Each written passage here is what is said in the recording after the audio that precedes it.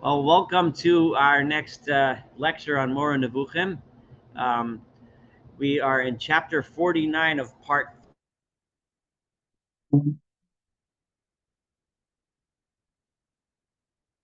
We are on page 609.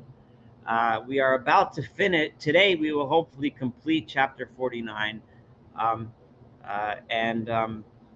in this section, he is explaining the reasons for the mitzvot in his final category, which is basically sexual category. So he talked about sexual sins, incest, and the reasons for those, and he talked about interbreeding animals.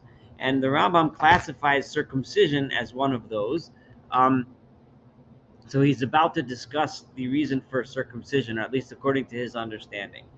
So, and remember, the Rambam is starting from a scientific outlook, and an outlook that was common among the doctors of medicine of his time, and the attitude was that sexuality was something distasteful and something not good. Um, and therefore, if one should minimize it as much as possible and only do what's necessary. Uh, they viewed the when a man had emits semen, they viewed semen as coming from the brain, so that and they thought that semen, every time a person has an emission, that it takes away some of his brain energy and takes away some of his eyesight. These were medical understandings. When you learn through Rambam's medical books, he was saying things that was understood. A lot of it was from Galen, who was an important Roman philosopher slash doctor who had established a lot of these principles of medicine. And we've seen this attitude, a lot throughout our study. So understand that when we as we learn this, and also, of course, from a Torah perspective, Rambam, understands sexuality as something to minimize and to be done only in its proper context. So therefore, the Rambam, it's not surprising that he understood circumcision in the following way. And I'm on page 609, about to read the second paragraph. It starts with the word similarly. So similarly, in other words, just like I said before, that the Torah didn't want us involved in watching animals when they breed and interbreeding animals, because it leads to inappropriate behavior.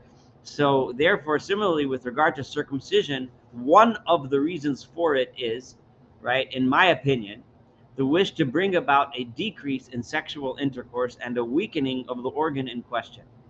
So it was understood by the Rambam that by removing the foreskin, then the desire and pleasure that one has from sex is decreased, right? So that this activity be diminished and the organ be in as quiet a state as possible.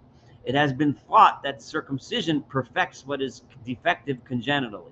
That if one still has a foreskin, then they're congenitally defective, and therefore will desire sex more, and therefore will derive more pleasure from it. So by cutting off the foreskin, it decreases the desire. That this gave the possibility to everyone to raise an objection and to say, how can natural things be defective so that they need to be perfected from outside? How could it be that our bodies there's a problem and we need to fix it by cutting something off?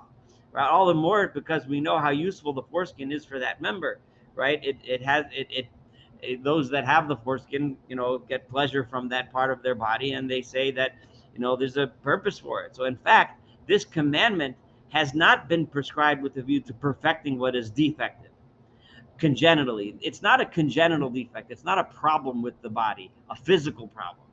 Rather, it's to perfect what is defective morally. It's a moral problem, right?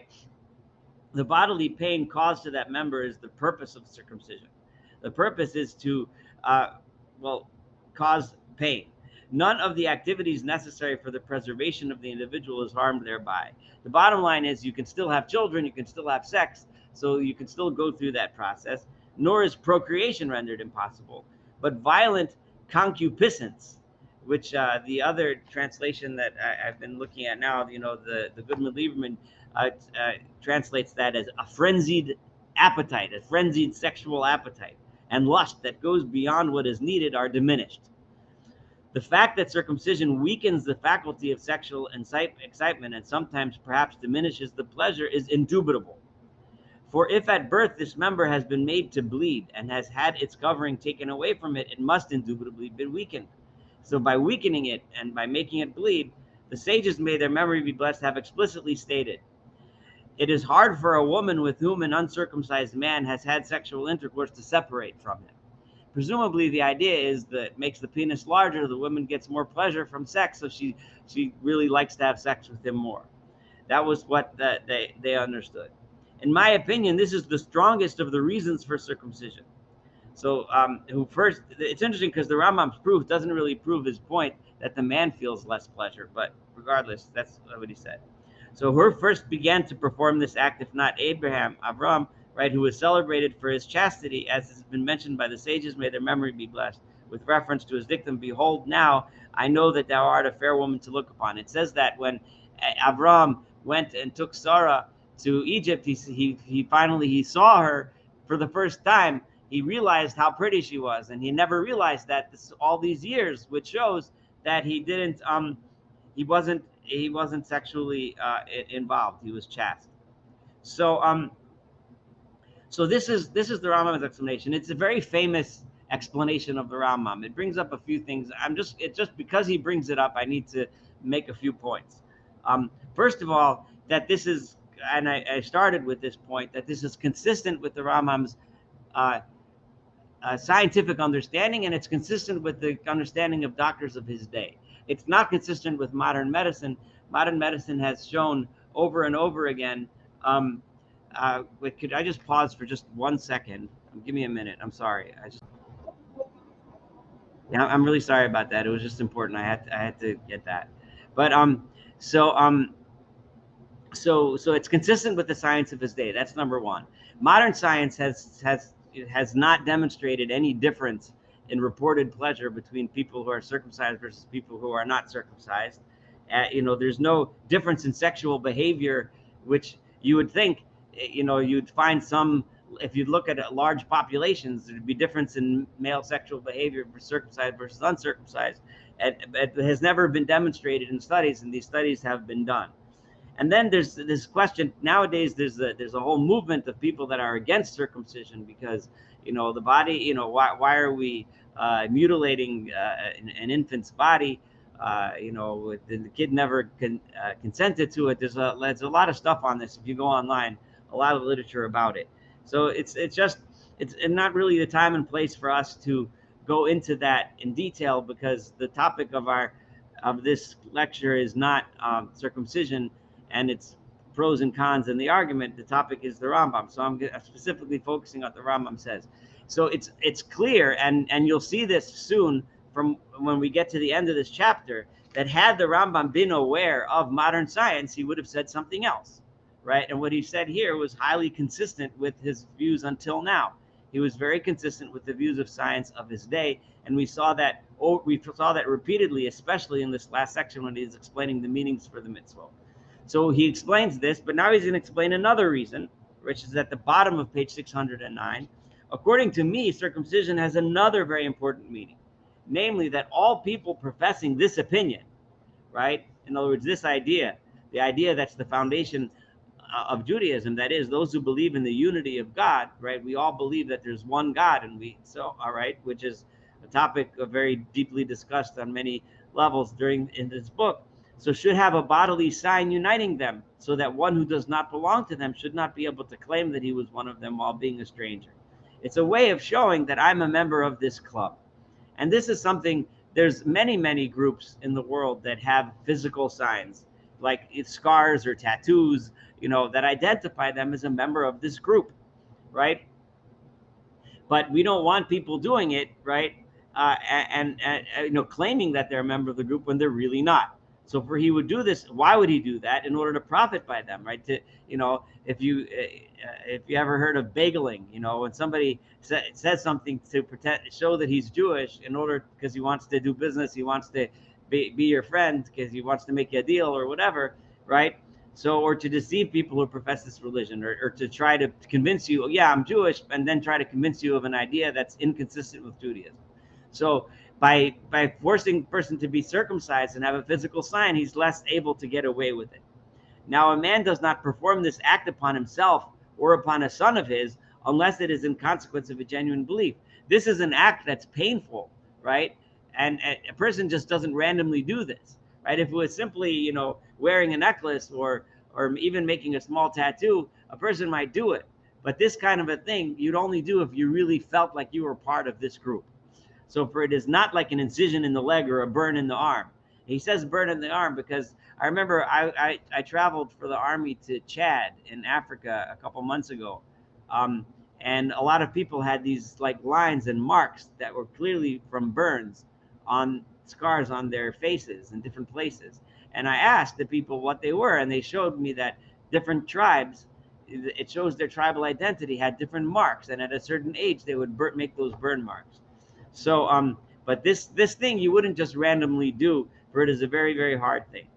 And in addition, it creates a unity among people. This is the next paragraph on page 610.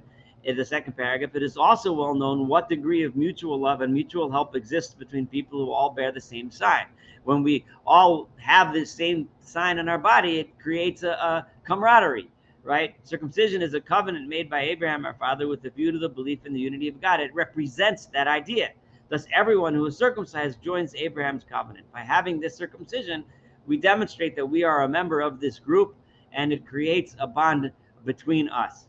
This covenant imposes the obligation to believe in the unity of God, to be a God unto thee and to thy seed after thee. This is also a strong reason, as strong as the first, which may be adduced to account for circumcision. Perhaps it is even stronger than the first. So the Rambam is here saying that if my first reason doesn't work, the reason of sexual pleasure, right, of decreasing sexual pleasure, then this is perhaps even stronger a reason, that it's a sign. It demonstrates your membership in this group, and it creates a sense of camaraderie and dedication to the belief which unifies all of us together, right?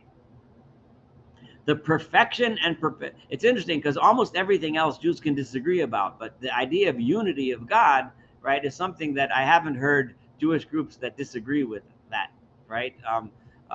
We have all kinds of thoughts in our philosophy that argue about just about every other thing, but that's one thing that we agree on, and that's what circumcision is meant to demonstrate, right?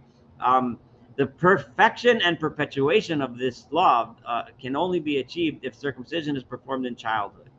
Why do we do it to a baby? Why don't we do it as adults? For this, there are three wise reasons. What are the reasons? The first is that if a child were let alone until he grew up, he would sometimes not perform it, right? He might be afraid because it's painful. He might not do it, and we want to make sure it's done. The second is that a child doesn't suffer as much pain as a grown-up man because the membrane is still soft and his imagination weak. What it means is he doesn't yet have the fear and anxiety that's involved in the process. For a grown-up man would regard the thing which he would imagine before it occurred as terrible and hard. And I want to say something here about some scientific evidence that makes this pretty relevant. So first of all, it is true. First of all, I do circumcisions on babies. Most OBGYNs do.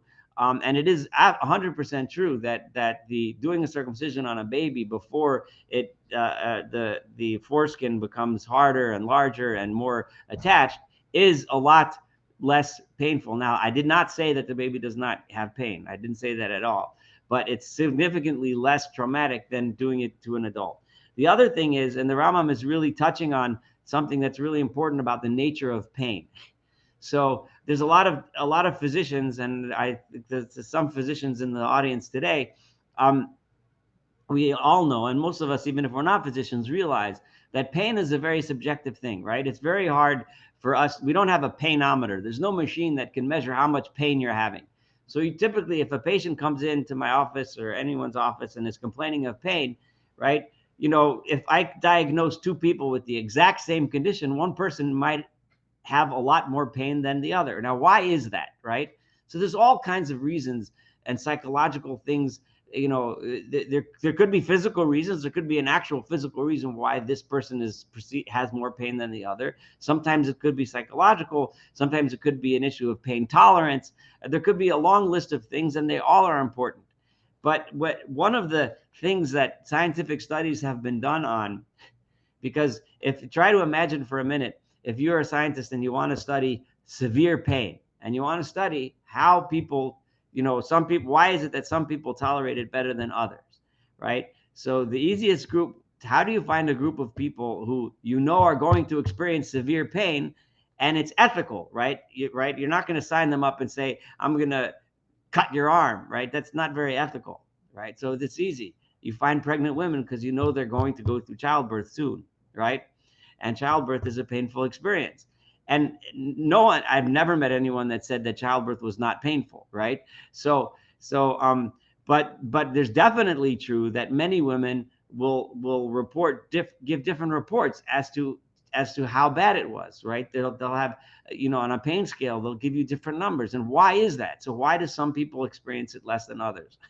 So studies have been done on this, and you can look it up, but it's been done over many times. And there's one consistent thing that has been found scientifically to be the case. And that is that if you decrease the anxiety and fear, right, but prior to going through the painful event, then you will decrease the perceived pain that a person experiences during the event, which is assumed to be the reason why education for childbirth, and there's all different kinds of strategies where people learn strategies how to deal with the pain of childbirth.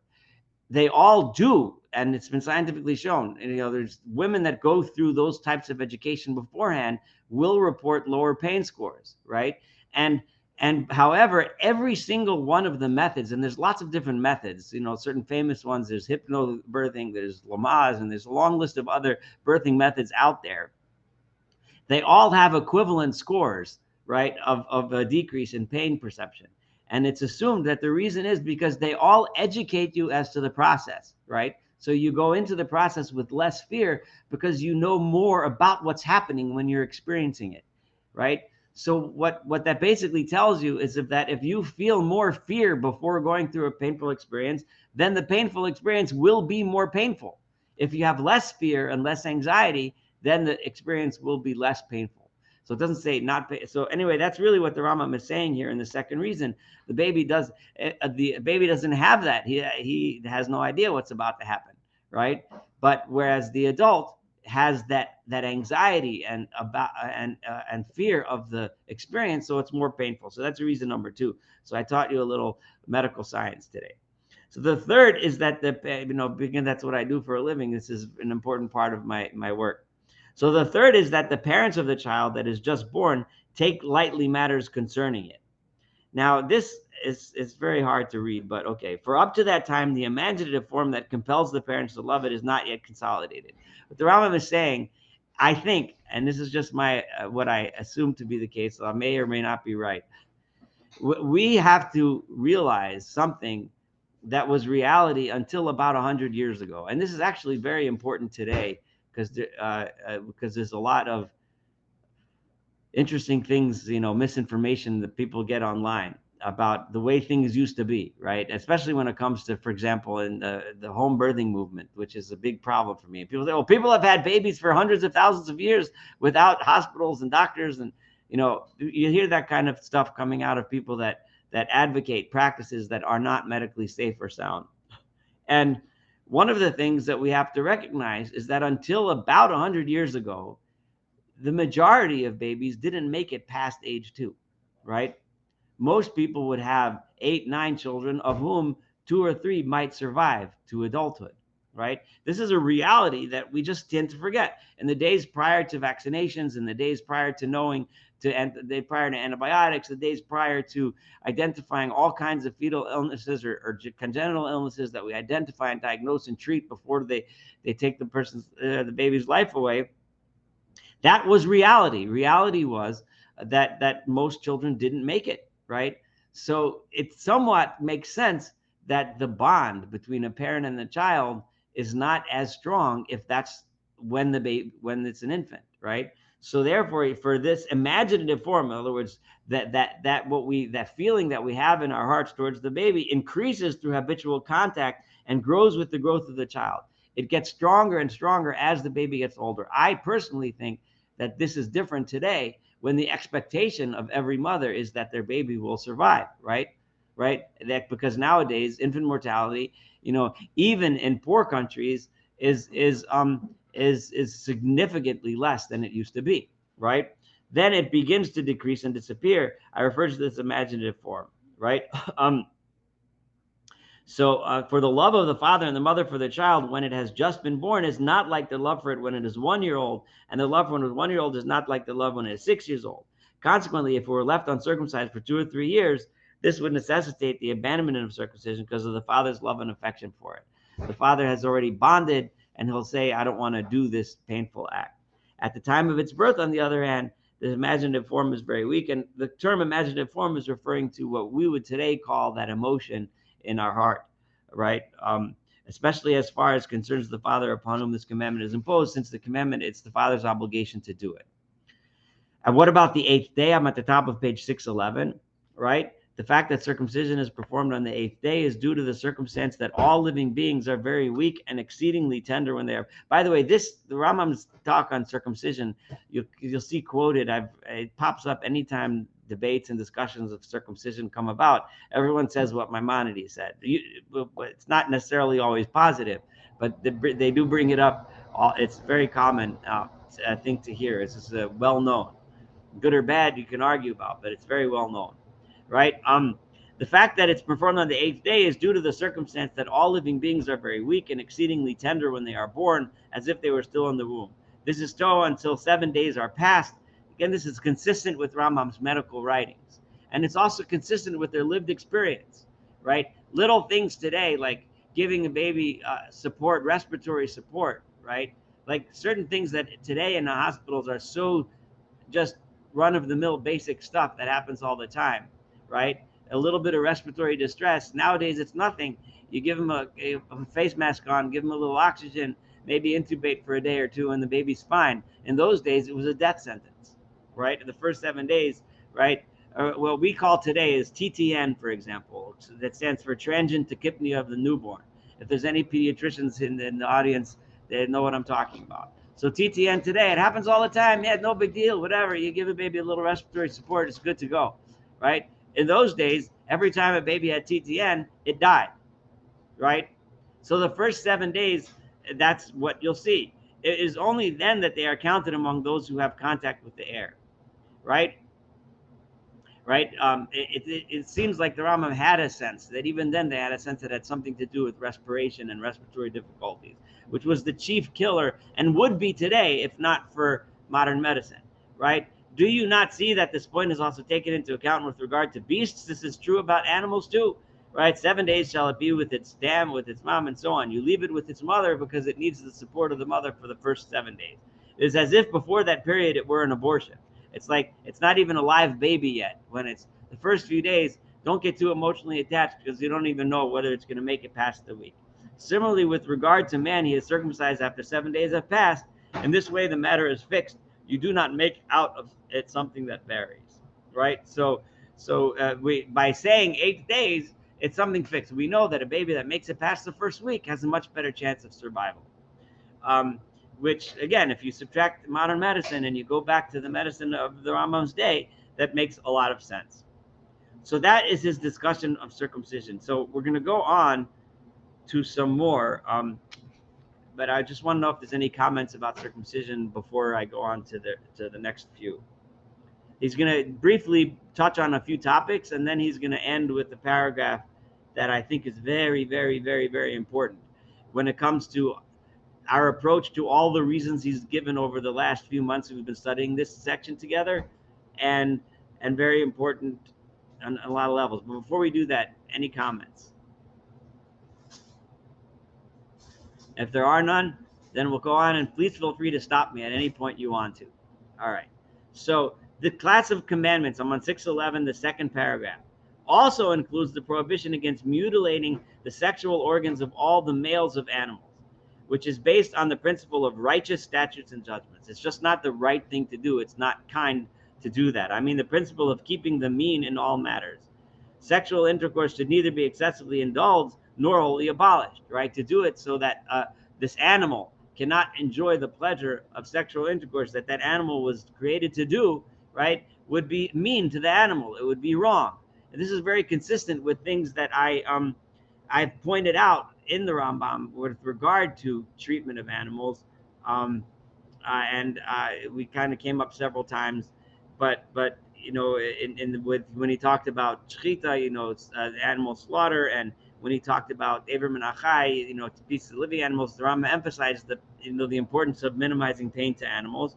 Did he not command and say, "Be fruitful and multiply"? Accordingly, this organ is weakened by means of circumcision, but not extirpated through excision. We don't cut it off, right? It might be weakened. That's okay, but more, that's not right. What is natural is left according to nature, but measures are taken against excess. He that is wounded in the stones or hath his privy member cut off is forbidden to marry a woman of Israel, for such cohabitation will be perverted and aimless. A person that had that done to him is not to be married, because there would be no purpose in procreation.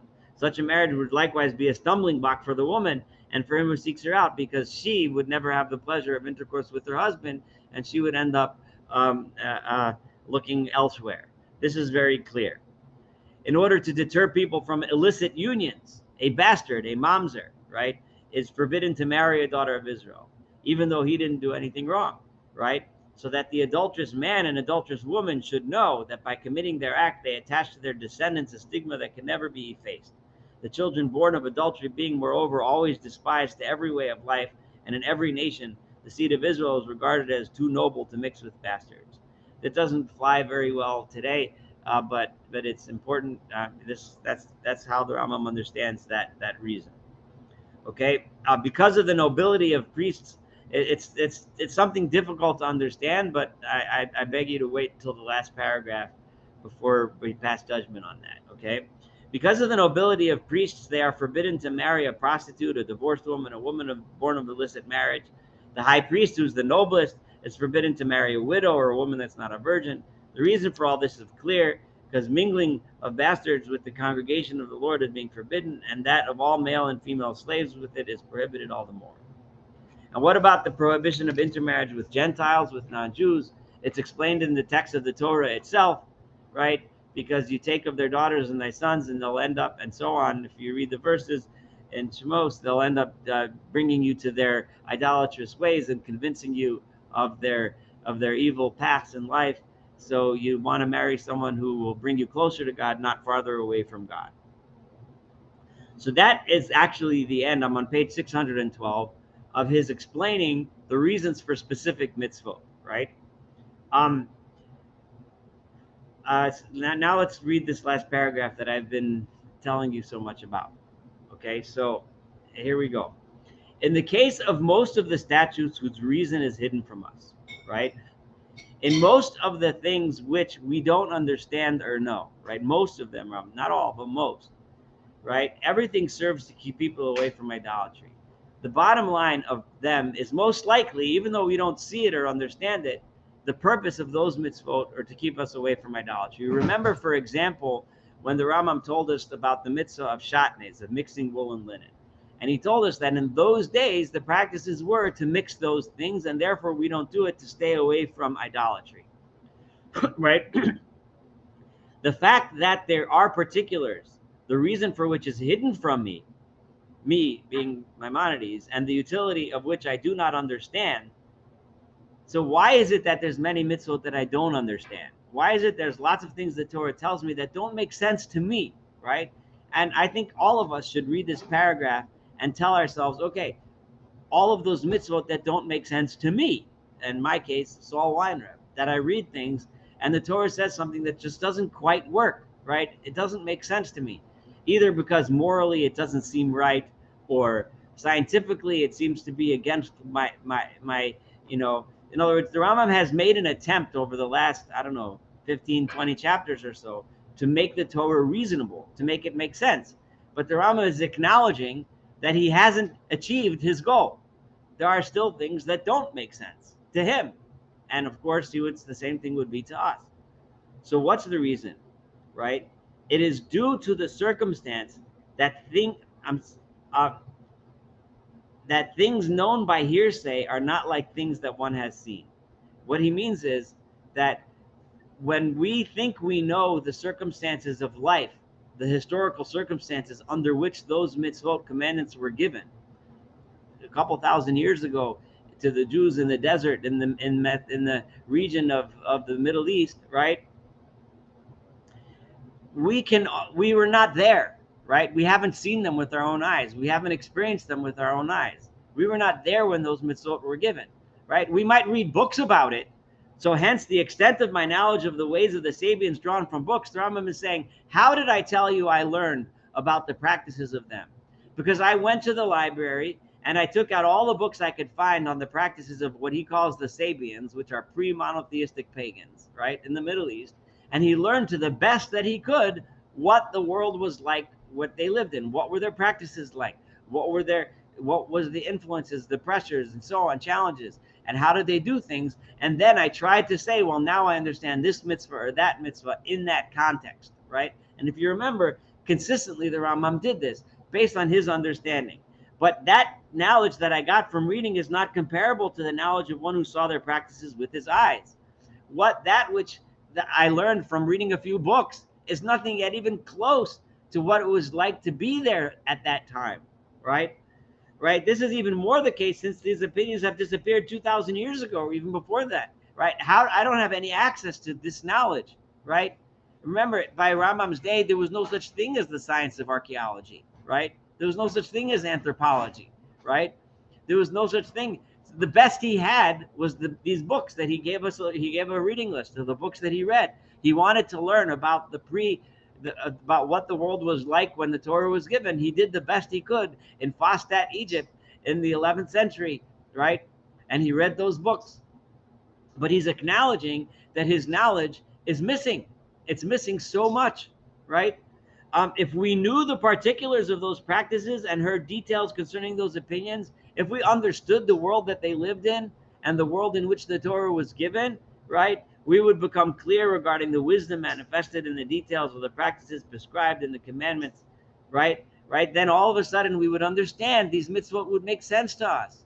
Then we would understand why the Torah is giving this mitzvah in this manner, in this way, in this fashion, because we would know what the world was like at the time the Torah was given, right? And the commandments concerning the sacrifices and the forms of uncleanness, the examples he's giving now are the examples of the mitzvot, which the Rambam himself acknowledges he doesn't quite understand. He tried to give explanations as best he could, but he realizes that his explanations are inadequate. That's the key thing of this paragraph. The Rambam is hereby acknowledging that everything he wrote until now, he knows himself is not enough, right? He realizes himself it's not good enough. And the reason why it's not good enough is because he doesn't know well enough the circumstances of history, right? Because he's lacking scientific knowledge, right? Which he simply did not have access to. The forms of uncleanness, right? Remember, he tried to explain to us the best he could. What does it mean to be tameh or tar, clean or unclean, right? And other matters whose reason cannot, to my mind, be easily grasped. For I, for one, do not doubt must have been the reason, right? That all this was intended to efface those untrue opinions from the mind and to abolish those useless practices. The purpose of the Torah was to bring people away from the problems of the time, to start them on a path that would bring them closer, which brought about a waste of lives and vain and futile things. The reason the Torah was given was to take people out of that world, that pagan world, which was leading people in directions in all kinds of corrupt and bad and evil directions, a place where people oppressed each other, where people, inflicted needless harm upon animals, a place where people inflicted needless harm upon each other, a place where people, sacrificed human beings, and so on and so forth, right? And if you read through the Torah, you see this. It's clear the Torah tells us many times that that's the reason why it's giving us the Torah. So if we understood the circumstances, then we would understand the mitzvot, right? Those opinions turned away human thought from concern. What all of those ideas, the idea that we have to appease this God by sacrificing a human, and appease that God by sacrificing a cow, and appease that God by doing some other magical practice that's nonsense. All of that nonsense turned away human thought. It brings human thought away from concern with the conception of an intelligible and useful actions, right? What does it do? It leads you to not think about what's useful and about what's important. Think here for a minute, because I'm right now directly addressing a stupid video short that I saw on Facebook today, where but this video short wasn't stupid. it was quoting Bill Nye, the science guy, right, who told us, right, and he quoted Bill Nye as saying that we shouldn't teach children creationism. Why shouldn't we teach children creationism? Because it turns their mind away from scientific endeavor, right? It turns their mind away from looking at trying to find out the real reasons for things, right? It makes, right? That's his argument. My argument is the Rambam is saying literally exactly the opposite, right? And what the Rambam is saying over here just were the words, right? Ideas of paganism, of appeasing gods, right? Those ideas lead one away from useful actions and conception of intelligible and useful actions, right? Thinking about things that make sense, that are intelligible, that work, that are logical, right? That kind of worship of God leads you away. But the Maimonidean worship of God does exactly the opposite, right? Rambam is arguing to us that religion, our belief, right, the religion that Rambam is proposing leads us to intelligible actions, lead us to trying to find the reasons and understanding why they make sense. It leads us to, when we want to find out the reasons for the Torah, it leads us to learning the history, to finding the archaeology, right? The Rambam would have been the first guy online in pick your favorite museum to learn about those places, right? Because he understood that he had limited access. All he had was a few books he could find in Egypt somewhere, right? So the problem that the Rambam is stating here is he's saying almost exactly what so many atheists say today. And it sometimes it bothers me to no extent. And I have this discussion. One of my sons is here with me today. He's listening to me, right? All the time. The Rambam is giving us the argument that understanding that there is logic to creation, that God created a world that makes sense, that follows rules, and science and history mean something and are important, leads you to learn about it, to understand it, right? To get more knowledge. It doesn't lead you in the opposite direction. A pagan God, belief in appeasing God with sacrifices, yeah, that leads your brain to go into really strange places. All of the things the Rambam said until now, and I'm getting worked up on this for a reason, because we've been studying Rambam together. We're almost at the end. There's a reason why Rambam says this at the end, because by now you should have learned, right, that every single thing that Rambam said in this entire book that we've been studying now for well over 3.5 years, right? Every single thing he says about God is something that leads you to logic, right? To learning, to understanding, to a search for truth, not the opposite. Everything that leads you to superstition, the Rambam said, leads you in the wrong direction. So that's why I was telling you how important this particular paragraph is. This paragraph is, the entire book rests on this paragraph, like it was leading to this paragraph. Now, those opinions turned, okay. Now, as so as our prophets have explained to us, and of course he's going to bring source from the Torah, right? They walked after vain things that do not profit. What was wrong, right? In Yirmiyahu, right? Because the people before the Torah, they followed things that don't get you anywhere. They don't gain you anything. They were meaningless. Superstitions lead you to nowhere, right? Pagan beliefs lead you to nothing, to no profit. Jeremiah says, surely our fathers have inherited lies, vanity, and things wherein there is no profit. Consider how great was the extent of this corruption, and whether or not it was fitting to spend one's effort in putting an end to this, right? Think about that the Torah was coming to put an end to this nonsense, to beliefs that lead you in a direction of nonsense. Just the tragedy of the fact that people take Torah and turn it into nonsense is just an awful tragedy, which really is the reason why Rambam wrote this book, right? Because people take the Torah and use it the same way to perpetuate nonsense. And the Rambam is giving the strongest possible argument against that. Consider most of the commandments serve, therefore, as we have made it clear, to put an end to these opinions and to lighten the great and oppressive burdens, the toil and fatigue, and those people imposed upon themselves in their cults. Accordingly, every commandment or prohibition of the Torah whose reason is hidden from you, right? If you don't understand something in the Torah, why don't you understand it? It constitutes a cure for one of those diseases which today, thank God, we do not know anymore. Thank God we have no idea what it was like to live back then. I mean, just try to imagine for a moment living in a world where child sacrifice was normal. It's mind-boggling to try to imagine the moral construct in these people's minds. It's impossible. I mean, it's horrifying to think, but that was the norm in almost every single one of cultures around the entire planet. I mean, we found it in the Americas, which was nowhere near the Middle East, but we find it in the Middle East. We find it everywhere. Archaeologists find it in cultures everywhere. Try to put your mind in that mindset and then realize that that's the world in which the Torah was given. If we understood that world, we would understand the Torah. This is the Rambam's answer to why many things in the Torah we don't get and we don't understand. It's an extremely, extremely powerful and extremely important idea.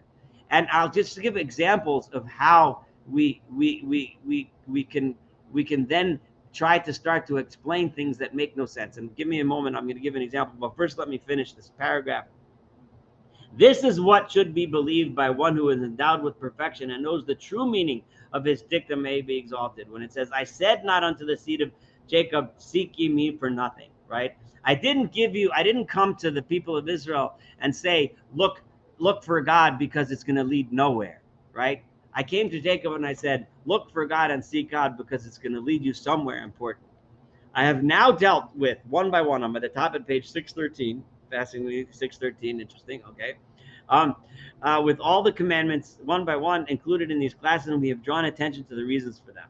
There are only a few and some slight details for which I have not given reasons, even though in truth we have virtually given reasons also for these to him who is attentive and comprehending. If you're paying attention, and I claim, and I'm pretty sure about this, and I've literally been studying this Moreh Nevuchim for at least a solid 20 years plus, right? That what he means is, by who is attentive and comprehending, then you understand what I just summarized in this last paragraph, right? That if you truly look into the story and the history, you will find a reason. So let me just give an example of something, and it's just a suggestion, right? One of the most difficult things, and you talk to your favorite atheist, one of the things they'll tell you is that the Old Testament, and that itself is a bad term that shouldn't be used, but it's not old about it, it's very current and relevant today, is that it's genocidal, right? Because of the Amalek, right?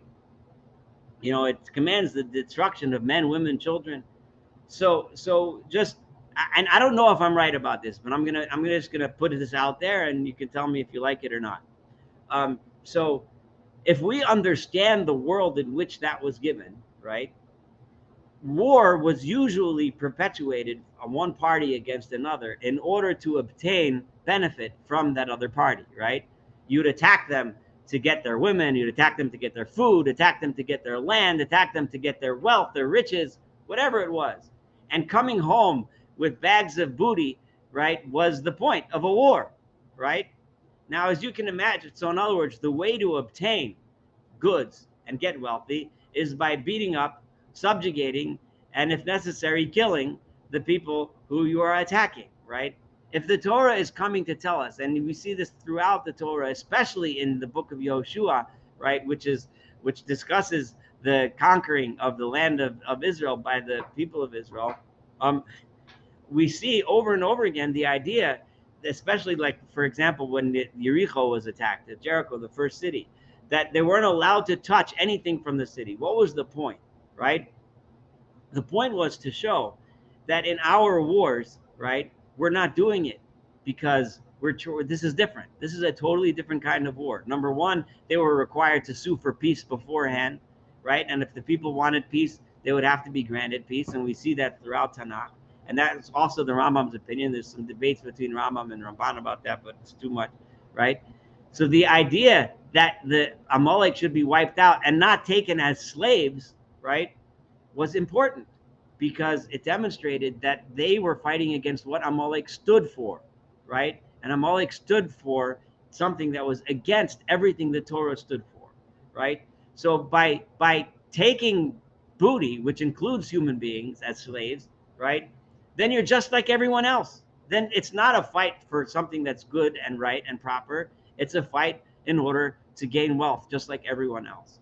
There's more to it, and I would refer you to a lot of my podcasts if anyone wants, where I learned the book of Yoshua and I let the prophet speak, where I bring this point out a lot more detailed. I don't have time to go in more detail. But what all I'm saying is that it's a path to all of a sudden seeing the Torah different, in a world that the Torah was given and the purpose of the Torah being given that way, why certain commandments all of a sudden start to make sense. And that's what the Rambam is arguing here. So that concludes chapter 49, which I think is what we should stop. And I will open the floor. I know I said a lot, but this is really important stuff. And as we get to the end of the book here, these are the kinds of things that we need to remember to take away with us, so that when we're not studying Rambam anymore every week, you can carry this into the rest of your lives. All right, I'm opening the floor. We got 10 minutes to talk. Jeff, go ahead. The earlier statement suggested that if we've been paying attention, we would see how much was covered, where we could find the reasons for it. I don't recall, and maybe I'm missing something obvious, but what is the rationale for shatnez? For shatnez? Yeah. Oh, that was because that was a practice, and it was an idolatrous practice to mix things. So we talked about this a couple times, but because one could argue, well, nowadays it's not the practice anymore, so why do we have to worry about it? So the Rambam would answer that by saying it's true that nowadays there's no point in not mixing wool and linen in order to show that I'm not doing the idolatrous practice. However, if you understand that the reason is to reject idolatry, you can still remember every time you don't wear shatnez, right? The point that I'm not wearing shatnez because I need to remember that God is one, and I shouldn't be following pagan type practices, right? But rather I should.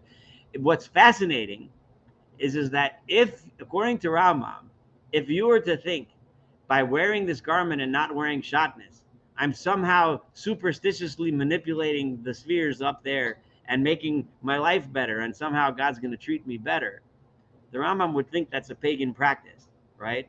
And you're doing exactly what the pagans used to do. You're just replacing one God for another God. The point of the Rambam is, when I don't wear shatnez, is I should tell myself, right, that I need to go away from those pagan practices, and remember, even when I put my clothing on, that I believe in the unity of God, right? And that would be the purpose today. And again, and this is important too, because there's just so much here. But had the practices been different, this is a logical outcome. Had the world been different, let's say the Torah was given in America, let's say in 10,000 years ago, and by some native tribe in, I don't know, in what's modern Arizona or something, right? And the practices of the pagans of the time would have been to mix, I don't know, llama wool, that maybe they weren't llamas there, whatever it was that they were, bison hide with something else, and God would have come and bison hide with cotton. I really honestly don't know what was around back then there, but then God would have, and someone would have been the Abraham then and recognized the unity of God.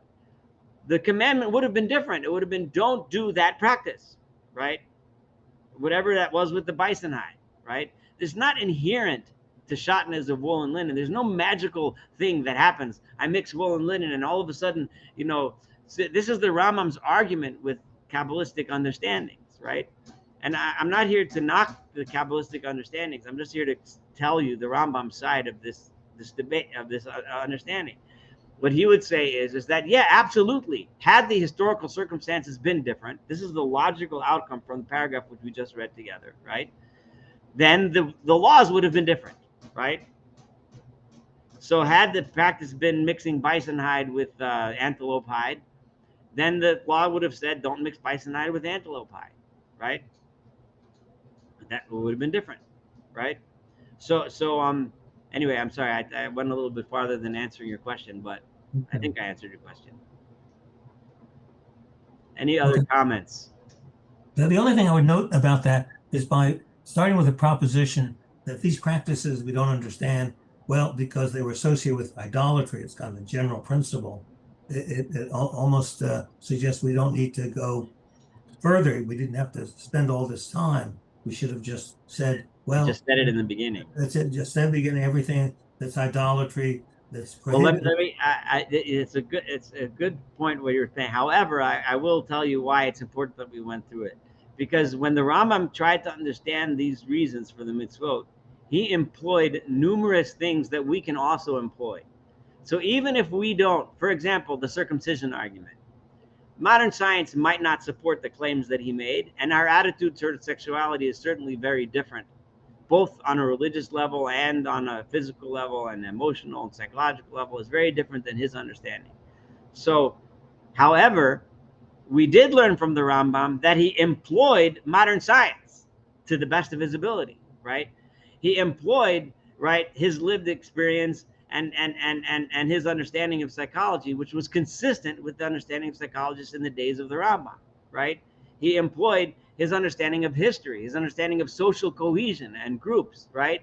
And parental changes over time and their attitudes towards their children. He employed the idea of anxiety contributing to pain, right? So there was so many things that he did. So what he did to us was, I don't believe that if we were actually following the Rambam on the reason for circumcision, right, we would not say the same reason that he gave. We would employ the same method that he used, right? We would use our understanding of science, right, and come up with an understanding and a reason and explanation for circumcision, right? And that is extremely relevant today. That's why the process was important, right? And remember, he said most are due to idolatry, not all. There may be other things that we would understand about the history. Like I used the Amalek thing, which wasn't necessarily idolatry, but I was still employing the Rambam's method. Try to understand the world in which the Torah was given, and the better you understand it, the closer you'll get to understanding why the Torah says certain things that otherwise don't make sense. So the process is important. Jack, go ahead. Yeah, so my question is, I mean, he seems very hung up on explaining everything based on the opposition to idolatry. And of course, the Torah is very heavy on that. But it seems to me that he doesn't try to look for other reasons other than idolatry in general. Do you think that would be appropriate, or do you really think that everything in the Torah that was written like that was written in opposition of idolatry? So I think both statements are right. I think he does in many cases do mention reasons that are not idolatrous, right? When he talks about sexuality, when he talks about pain to animals and needless suffering, when he talks about things like that. But I think that the Rambam attributes most of those things to idolatry, though. Like, why would somebody cause pain to an animal by tearing off a limb and eating it, for example, right? The Rambam said it's a terrible thing to do because it's causing needless pain. He said that, right? But then he also said that they used to do that because they did it for their idols, right? That was part of their idol worship, right? Yeah. And the same thing with his sexual practices, right? He talked about, sexual practices and cults. We didn't read about that today, but he did bring that up in previous chapters. So the Rambam points his finger, why were people so cruel to animals? Why were people so cruel to each other? Why were people so oppressive? He boils it all down to idolatry. I don't know how correct it is. It certainly has some truth to it. Sure.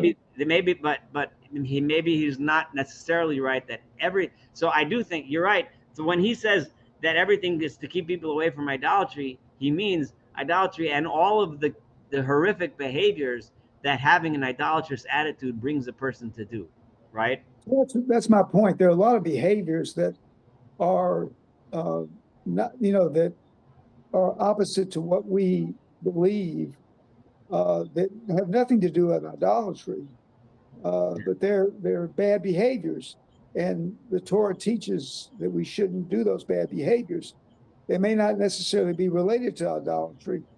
Maybe some of them had use in idolatry as well, but yeah, that's sort of my point. I think there are a lot of things that the Torah may say that aren't specifically based on idolatry, but maybe based on, behavioral problems that cultures had that we didn't want to emulate.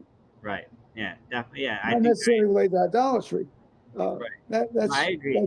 Although I would say that a lot of those behaviors may not have been due to idolatry, like you're saying, but I'm sure that a lot of those people blamed it on idolatry or justified themselves based on idolatry. Yeah, that may be true. You Yeah, know, that may be one class oppresses another class, right? And then they justify it by saying that's how God wants it. I mean, look at the Hindus and the oppression of the Dalit class. The lowest caste. They're oppressing, just like cultures all over the world. There were classes of people that were oppressed, and there they were oppressed. Why? I don't know. You have to read a history of human oppression to understand. Well, I mean, even until today, there are people, and not necessarily uncivilized people, that use religion as a reason to do things that are not good. So Yeah, That's why Rabbi Sachs wrote, "Not in God's name." yeah, very good.